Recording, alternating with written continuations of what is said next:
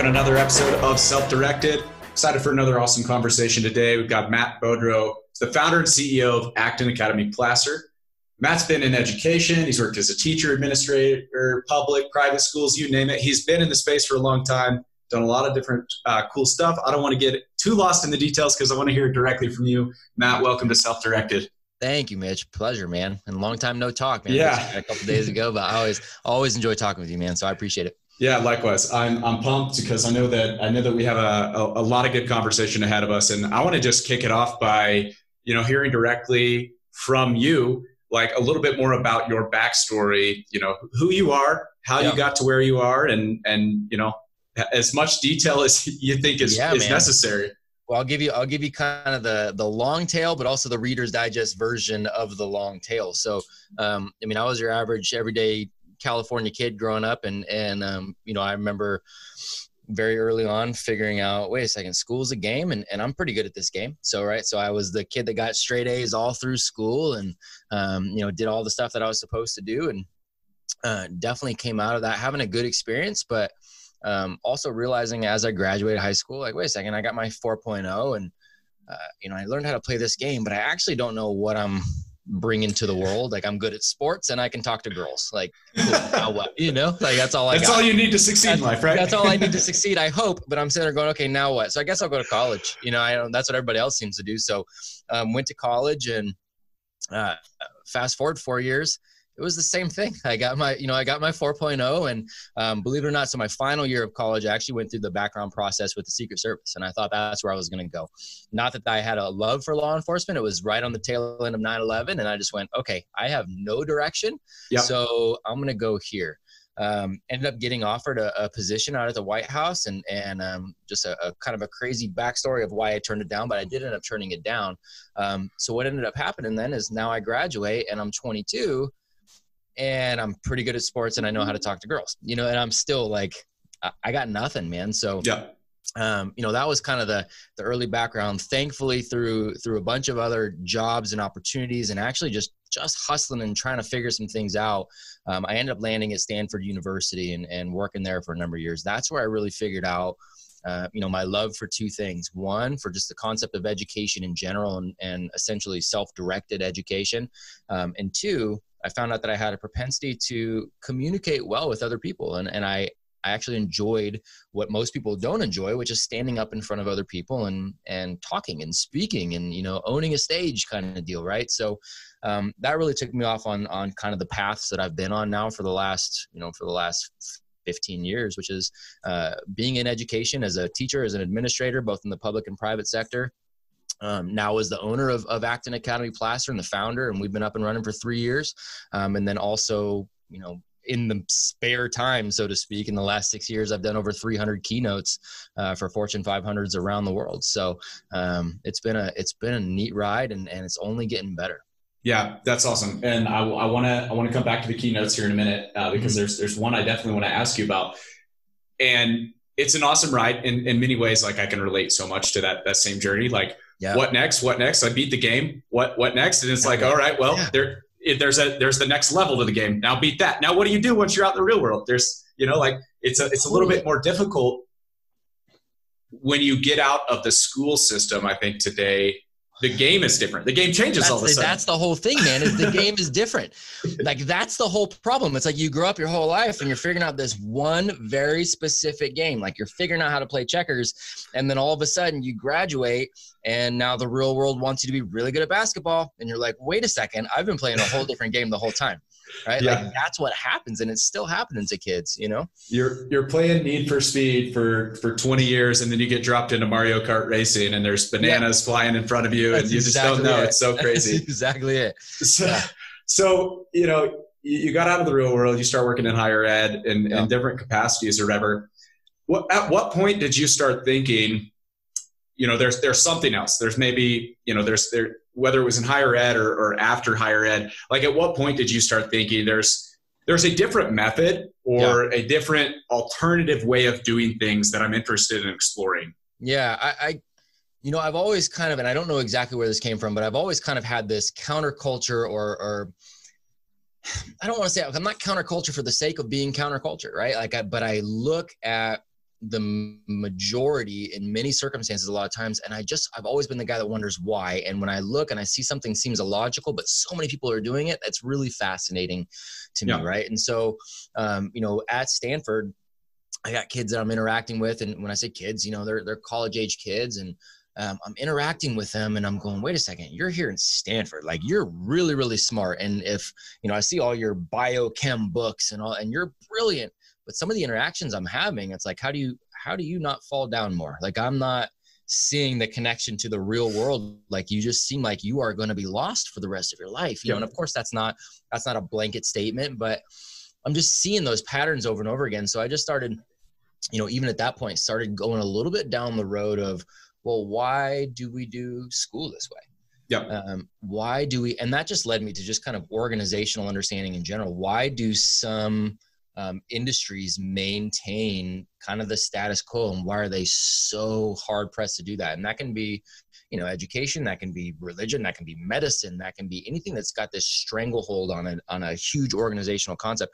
I was just really, really curious. Why have we done it like this for so long? And is that the best way to go? And I really started diving into all those at Stanford. Yeah, that's great. And I think what you said, like, it's not just school, it's most organizations. There's all these, we've been operating, there's a template. There's a template for everything. And it's not often questioned. That's the way you do things. That's the way that, churches work. That's the way that you run a business. There's so many things from that resonate with me. And not only is it not something that you challenge because that's the way we do it, what you realize is that a lot of the people that you make within those, that you make friends with within those organizations, right? You start to gain a real understanding that if you do question it, they will take it as you are questioning them as human beings. And all of a sudden now you're this outlier that nobody wants to talk to.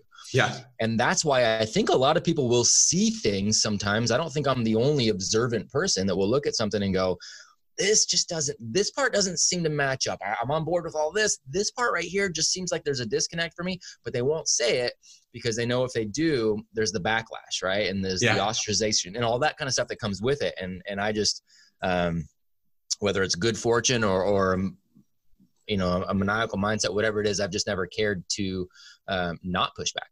Yeah. And so you dropped a line on me the other day that I gotta resurface because it was so good. It's like, everybody knows the emperor's naked, but suddenly people are starting to say it. Certain people are starting to point out and recognize. And I think that, regardless of where we are today with people becoming a little bit more open-minded, you see it in organizations that I think what you just said is true. A lot of people do think things could be done a different way. Sure. Or they have some type of skepticism about, systems that don't work or things that they don't like, but it's scary to step out and say, hey, I disagree with 99% of the rest of the people around me. Absolutely, man. Especially when you're talking something as big and as close to home, as some of these, as medicine, as religion, as education, some of these things we hold dear. And there's so much of that woven into the fabric of our culture in general, because then you're really, not just pushing back against the people around you, but you're pushing back against culture altogether. And that's never been a safe place to be from a building friends standpoint. Yeah.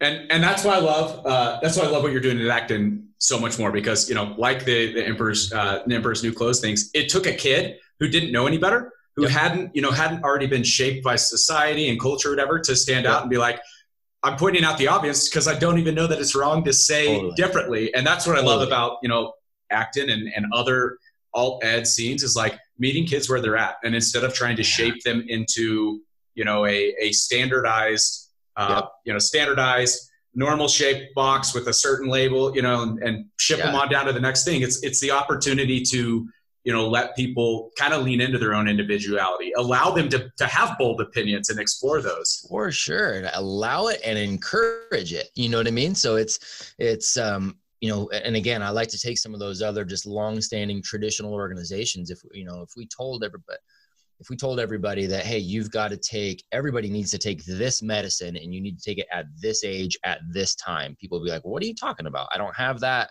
I don't have a problem that medicine's supposed to solve. Why am I giving that medicine to every single 8-year-old or every single 15-year-old? Like, that doesn't make any sense. Hey, you can only go to this grocery store and shop from this, these aisles, and there's only 6 specific foods that you can eat. We'd be like, what are you talking about? Right? Like, nobody would get on board with that. Yet when we're like, hey, we've got the largest monopoly in our country, which is government schools. It's got 92% of the kids in it that are forced to go into it. And then, by the way, they're going to be taught that life works in 6 very specific subjects, and they have to know certain things at certain times. Otherwise, we're going to make them feel like they're a moron. I mean, you start to break it down that way, and you're like, wait a second, there's a whole lot wrong with what we're doing. And so we're just trying to change the concept of that. We're changing the concept of alternative education to begin with, right? Like, I always like to make the case that what we've been doing with government schools or traditional model of schools, that's really the alternative for eons ago. Whether you believe in creation or evolution or a combination thereof, whatever, you can't deny the fact that the apprenticeship model has been the main model to learn. Right? You learn by doing, you learn by watching somebody who's doing it, and you go along the side of it. Like, that's been our learning model forever. Now, all of a sudden, we've done this little 100-year experiment. We're calling anything outside of that experiment alternative, right? And like, when you and I were growing up, alternative meant you're one step away from juvenile hall. So I want to change that concept altogether. Yeah. You do. If you did anything differently, and if you even questioned the status quo, you were a pariah of society. You were the outcast. So sure. I want to get a little bit more into the backstory of your transition from starting to explore, just organizational theory and alternative education, and making the leap into Acton. And you did a keynote several years ago. I listened to TEDx Santa Cruz, and you talk a little bit about some of the things that you notice, like the standardization and, what's the end goal of, of education, like making well-adjusted humans or whatever versus, spitting out a product. Exactly. So talk to me a little bit about, that transformation. You shared some of it in that keynote, and I'm sure there's more to the story. Yeah, there is, man. So we moved from Stanford. Honestly, I really enjoyed my time at Stanford. At one point, my wife was there as well, as were my in-laws. So it was like this family thing. We were all working out there in different capacities in the university. Truthfully, we may have never left if it wasn't for the fact that we were 20-somethings and going, hey, the Bay Area is ridiculously expensive. Yep. My wife and I were like, we'd like to buy a house before we're 80. So where can we go that's still close by? So that's kind of what prompted the move to the Sacramento area. So, we made that jump, and that's when I went ahead and took the opportunity at the same time to look at going into teaching. So went through a great program that was, a credentialing program where I got to teach right away. And I was teacher of record from day one, a little mini boot camp, but then I'm teacher of record while I'm gaining my credential, right? So I start teaching as soon as we move. And 2 things start happening right there. One, we're going through the credential process, and I'm like, okay, so we keep learning how to perpetuate a system, but we're not doing a ton about how to actually help these kids. There was an obvious, for me, it was obviously more system related than it was the kids related. Not saying there wasn't anything to do with that, but very little.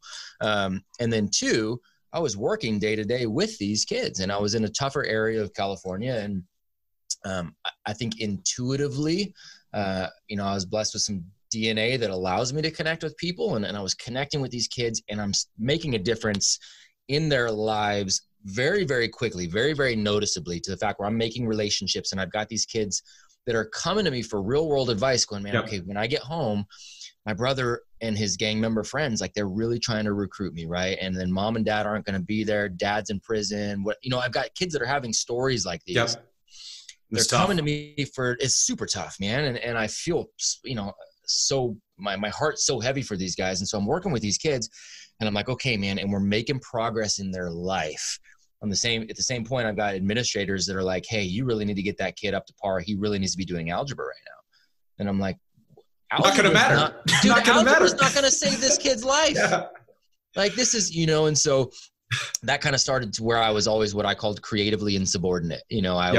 I'd play the game of just back in school when I was a student. As a teacher now, I'm playing the game of, I'm going to write these lesson plans and turn these in. And then as long as nobody's around, the way we're really going to roll is like this, and so we start kind of doing that. And so I went from that going, okay, you know what, to really make a change here, I think I need to go into administration.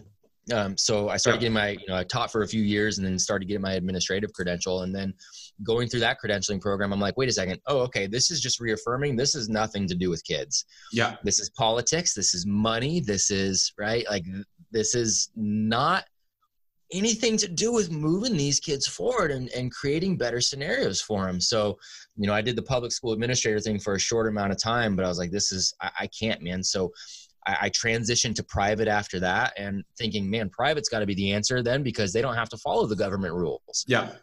What you find out there, what I found out was that most private schools mimic public schools because they don't want to look vastly different. They don't want the alternative label, right? So it's the same thing. It's the same problems. You just have richer people with, that's it, right? Like so that's what really started to frustrate me. So I'm like, okay, why are we so hell-bent on doing school this way? And once you start asking that question and going down the rabbit hole, and you start reading, work by people like John Taylor Gatto, and you start reading Ivan Illich, and you start reading like all of these people's work that you never will ever see in a credentialing program, right? It's blasphemy. For sure. It's blasphemy. You will not see, Piaget. You will not you will stay far away from all these people. Once I started going down into their work and seeing the why behind what we do, all of a sudden it became an issue of integrity for me. I could no longer look at myself in the mirror and go, hey, I'm doing this the right way, because I truly believed I was shortchanging the kids that I was serving because of the system that I was in. So it was very clear to me at this private school. I'm like, hey, look, I really want to try something. I want to make something happen here. Give me a chance to work with this group of middle schoolers don't talk to me. Let me work with this group of middle schoolers. I'm an administrator at the time. And I'm like, let me work with this group.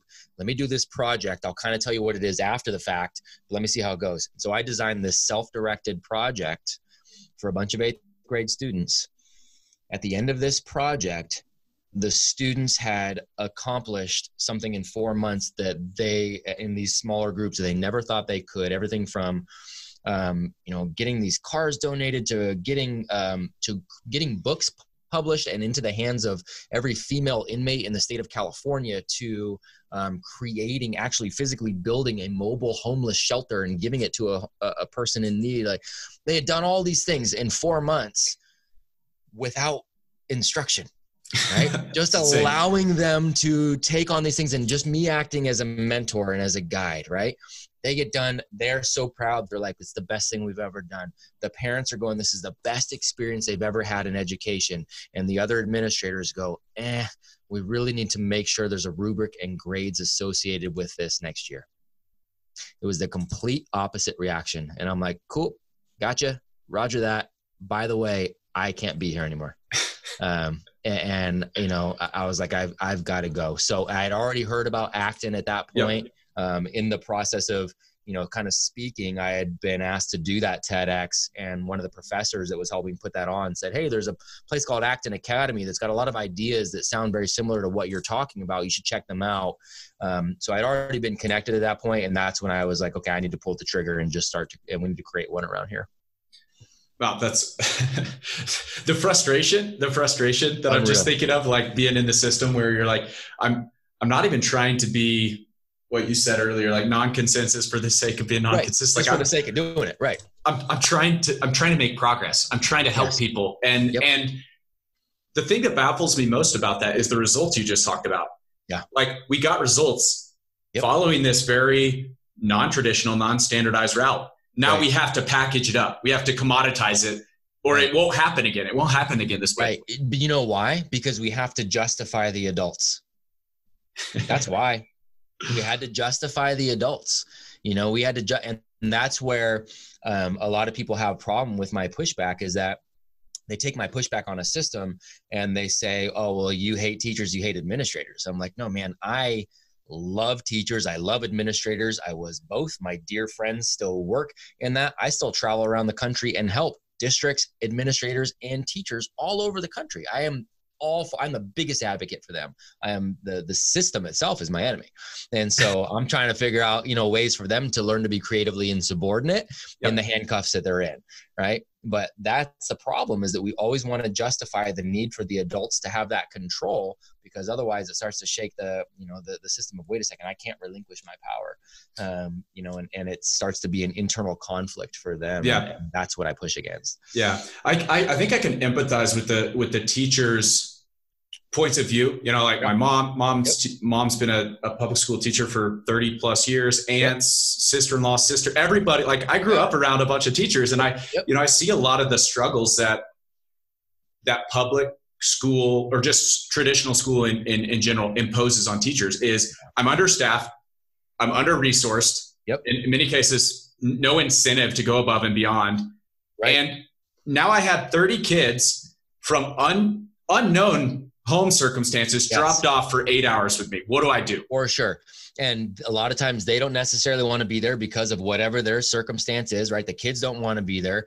You're now in an era where when these kids go home, they've got knowledge at the they can jump on their cell phones. They can ask Alexa, they can Google something, they can go to YouTube, they can, they get all this quick hit feedback. They've got all of this stimulation, and then they're asked to go and just sit, and they're asked to just regurgitate, and they're asked to, it's the odds are more and more stacked against them. And then the teachers are now more and more standardized on what they can do too, because the money comes from a very specific place for a very specific performance standard. Yeah. If that's not being met, there's a problem. So there's all of those things that are quite literally making it harder to justify government models or traditional models of schooling every single year. It literally gets harder every year. And those teachers are in the crosshairs of that. And I love them to death, and I support them like nobody else. But they're kind of set up to fail. They're kind of set up to fail. Absolutely. You want to make an impact on a kid's life. You want to help them, get closer to the goals or whatever. But at the same time, it's like the rubric for assessing whether that kid is successful or not has nothing to do with that individual kid's situation. Yeah.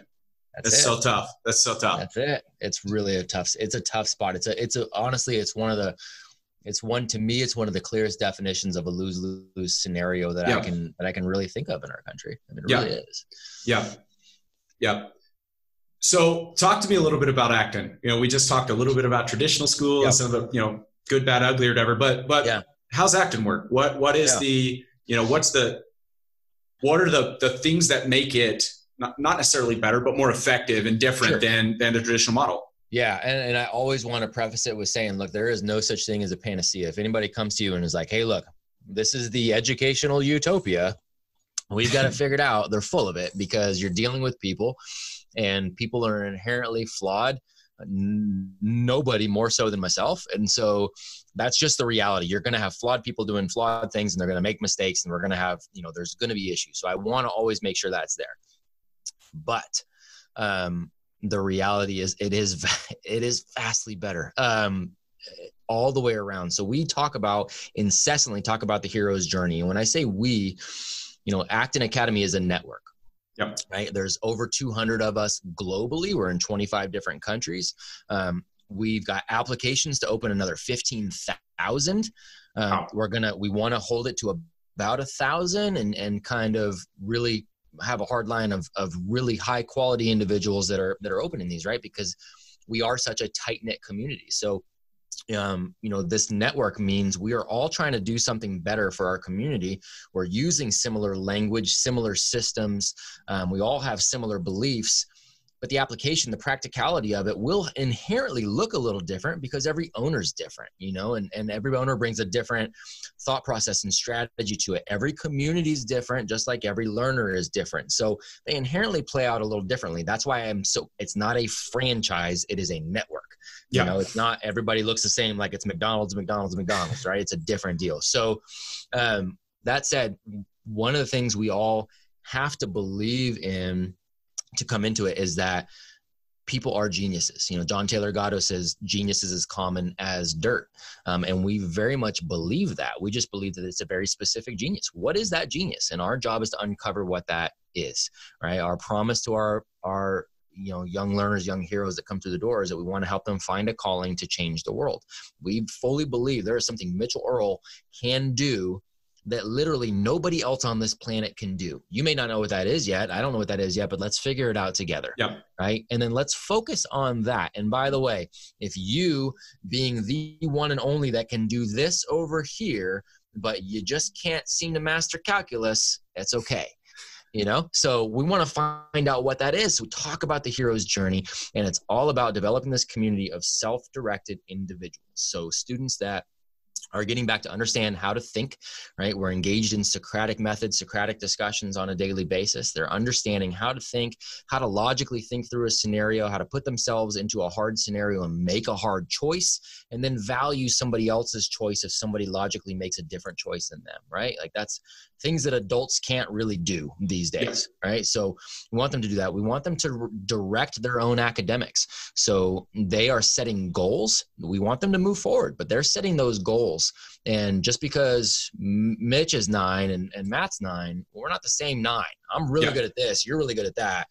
So let's both try to get better, but better than ourselves, not better than each other.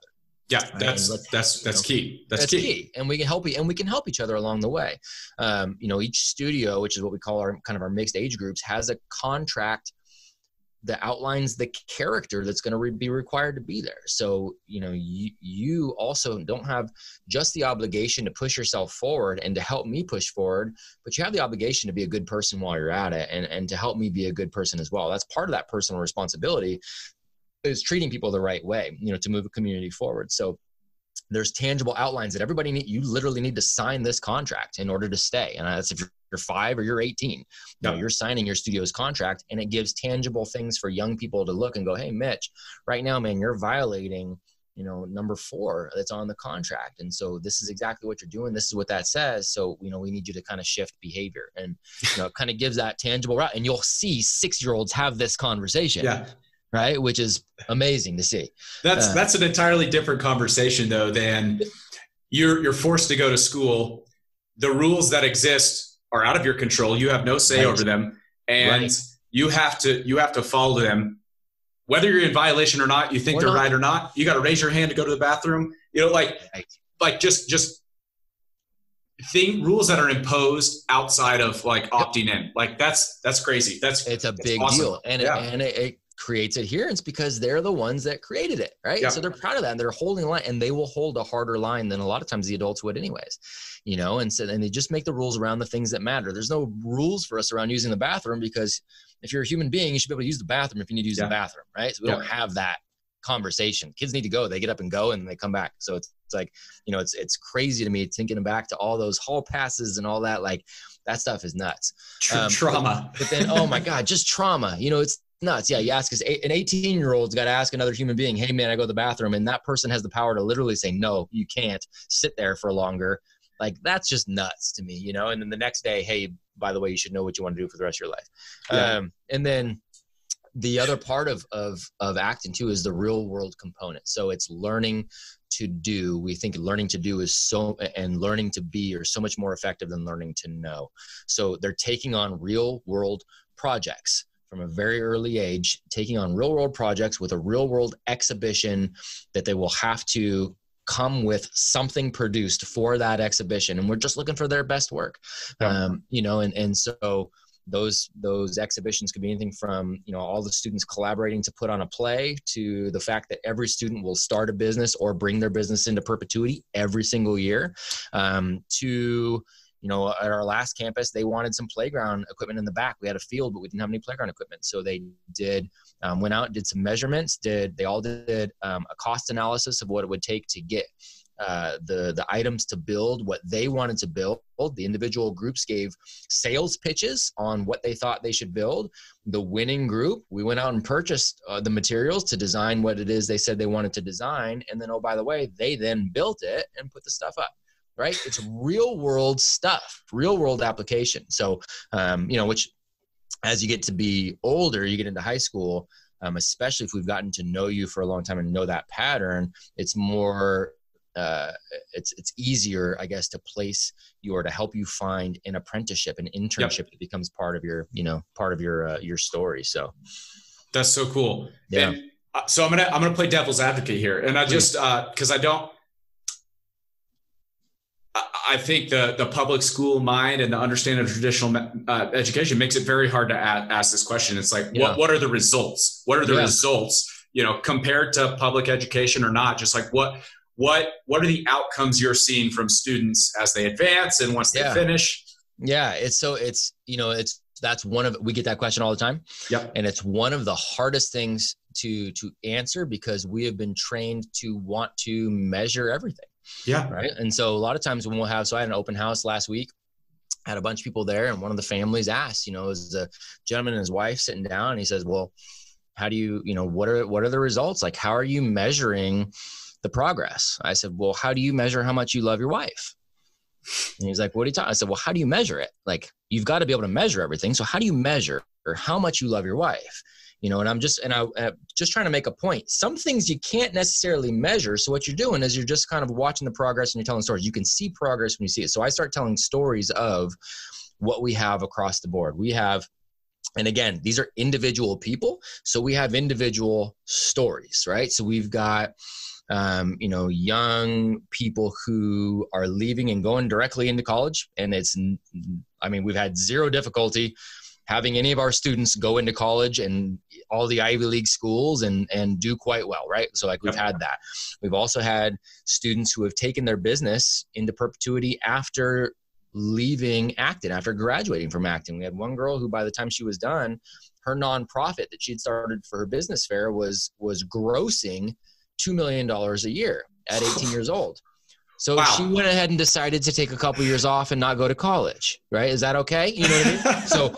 So she's doing this. We had, we have some kids that want to go directly into trade schools. So we're talking about our own individual location. We had a young man graduate this year who got into a college program in Europe. So he left for Europe. We had another young man who was going to be going to college, but he actually got recruited directly from here by an organization that, by the way, is nationwide and had never, ever hired anybody without a college degree. They hired him the day he turned 18, and he's going to be the youngest agent for them in the history of the company. And that's thousands and thousands and thousands of people. And they are literally shifting their college degree requirement because they brought him in. That is one of our seniors. That's awesome. This year, right? We've got a young girl that's making, a couple grand every month on her abstract art business. Just sold a skateboard to Tony Hawk and is commissioned to do a car, right? And so who cares if she's ninth grade doing this but she's doing 8th grade math, right? But did she get an A, But did she get an A, right? So it's these kind of things. That's what I'm saying. Like, everybody's got a different story, right? And some of those stories include going through 3 grade levels of, quote unquote grade levels of material in a year. Sure, we have those, but sometimes they go through half of a grade level in a year, but their parents are going, wait a second, I have a different person at home who's taking on personal responsibility, who's now, making their own money, so it's so hard to quantify. So I just tell stories until people go, okay, got it. That's awesome. That's awesome. Yeah. If it doesn't fit neatly in an Excel, Excel spreadsheet or a data set, it's very hard to extrapolate. So another question I want to ask you, because I know that you've been thinking about this for a long time. Yeah. And I think we're at an interesting juncture in history, especially with a lot of the changes that this pandemic has forced everybody to start rethinking, what do my kids do? What do we do for education in our house? Do we send to college? There's all these changes happening right now. So as you think about the future of school, the future of education, future of learning, what are you most optimistic about? Honestly, so it was interesting. So I was telling you offline, I had a conversation with Gary Vaynerchuk yesterday, right? And so we were talking a little bit about the fact that I'm personally excited about the view of education now because of this whole COVID-19 thing, right? And so I want to make sure that's very, very clear. I'm not excited about COVID-19, right? Like I'm not saying that, because I know how things get twisted. That itself, not a good scenario. And for our country altogether, obviously an awful scenario. What I'm excited about is it accelerated the path that was already, it was a trajectory that had already been kicked off long ago, of people realizing there are more efficient ways to do things now. There are ways to self-educate. It's become more and more apparent. It's becoming more and more apparent that colleges are obsolete. Colleges weren't prepared for this. They're struggling. They're going to try to go virtual. And then a lot of kids are like, okay, well, I can watch a lecture virtually, but I can also watch that same lecture by somebody else for free. What's the deal, right? So they're starting to see that this model doesn't work. And so I think what people are going to start to move towards is a learning to be, learning to do type model. It is going to be, we're going to kind of it's almost going to force us back to this old school apprenticeship style model, doing something, whatever that is, whether it's programming a computer, building a shed, I don't care what that is, depending on what your passion is, but doing something is going to matter to these kids that are 5 through 18, and then they're going to get done. And if they want to do any kind of higher ed, they're going to want to look for not where they have to sit and get told something. Where can I go to do something? And that's why, in the conversation with Gary, I was like, hey, am I exploiting this? And he's like, no, he said, it wouldn't be, he said, exploiting it would be you see this. And so you don't care about anybody, but you go buy up all the hand sanitizer in the world and you're the only one that can sell it. He said, that's exploiting. He said, what you're doing is you're just pointing out something that's been obvious for so long. And now you have the opportunity to capitalize it. So he's like, capitalize on it, and so, I really think what it does is it puts into the forefront programs like Acton and programs like Praxis as the necessary steps for people who are interested in furthering themselves with an organization. I mean, I really do.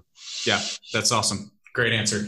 This has been fun. Thanks so much for your time. I like to always end it with just this one question. So if there's anybody out there on the fence, they're familiar with traditional education. They know there are alternatives, but they're on the fence. Do I even want to explore this? What would you point them to? Is there a resource or piece of literature or something that you think, you recommend go read this or go consume this piece of content? Yeah, really good, man. I think there are so many places I could go. My two biggest pieces of advice that I tell people, obviously selfishly, I'm like, hey, Google and YouTube are your best friends. Look up anything Acton Academy you can, not just Acton Plaster, but just Acton Academy in general, see what we're talking about. But if you're only going to do one thing, I always highly recommend finding there's free material, whether it's a lecture or a book by John Taylor Gatto. I think it's hard to find somebody that points out in a better fashion how we are getting so many things wrong. And I've never seen anybody shift so many people's mindsets so quickly. So he's who I always turn to. And, he just passed away last year, was a great guy, but many of his books are free. Many of his lectures are still on YouTube. So I point people there. Awesome. I'll be sure to include that in the show notes, man. It's been awesome as always. So cool, man. Always love chatting with you, bud. Appreciate you having me on. Yeah, you bet. It's been another episode of Self-Directed. We'll see you again soon.